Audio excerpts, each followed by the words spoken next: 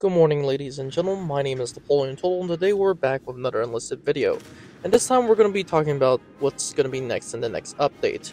So for those who haven't known, Enlisted has launched its latest event with the APCs. This coupled with the new Battle Pass has kept players playing Enlisted, which is what Enlisted intends to do. That said, when and where and what is the new Enlisted update, or should I say the next Enlisted update? From what we know, the what part of this section is defined to a few things. For one, we have the Pershings, we have the Super Pershings, and we have the Japanese heavy tank, which is supposed to be a tank destroyer mounted with a massive gun. And we also know that we might have Enlist on Steam.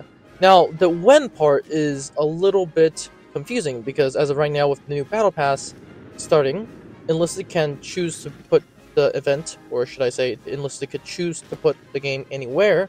My personal suggestion for Enlisted is to do it as soon as possible, but judging on how the new Battle Pass is going to affect, I think after this Battle Pass, Enlisted will actually go on Steam, but it's between somewhere and now that Enlisted will give us a new update. So that's that. That said, moving back to what we have for Enlisted, which is the key point of this video, we have the Pershings. Now, in my opinion, Enlisted is more than likely going to put the Pershing as essentially a tech tree unlock, which means you can unlock the Pershing in a tech tree, which does make sense because the Pershing is a very good tank at the late tier facing against Tiger 2s and Tiger 1s. That said, Enlisted is also going to give us the Super Pershing.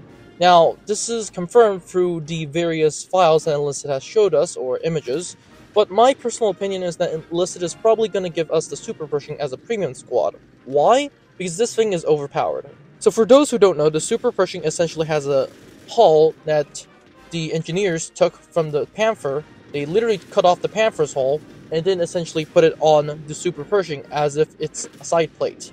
And then, for the turret, they also gave it more turret armor, essentially like the side skirts on the Panzer IV-G, which is interesting, except for the Pershing side skirts are much, much thicker. So the Super Pershing is very, very good tank, and it has the same weapon as the Pershing, so that leads me to believe that Enlisted is not going to be giving us something overpowered as the Super Pershing in the next event, although that is still up to debate. I personally think the Super Pershing is going to be a premium squad, and that premium squad essentially is going to be paid, so that's that. The new Japanese tank is also going to be paid, from my opinion. I think that is most likely the choice, but what I suggest for Enlisted is Enlisted between the Pershing and what we have for the American top tank right now. I suggest we give the Americans the Jumbo with the 76mm, or for those who don't know, the same gun on the M4A2 76mm, which is currently the last unlock for the American tank tree. That said, my other suggestion is to give the Japanese tanks such as the OI and ONI to the Japanese, because those tanks, although are highly experimental, are essentially good additions, because they have heavy armor and they are very, very slow. But that said, what Enlisted really should do as of right now is to fix bugs and fix the tech tree. For those who don't know, the tech tree is practically a mess. We have literally tier 2 stuff in tier 3, we have tier 3 stuff in tier 2, so I highly suggest Enlisted does that. I also highly suggest that Enlisted fix the matchmaking, which I think is really, really important.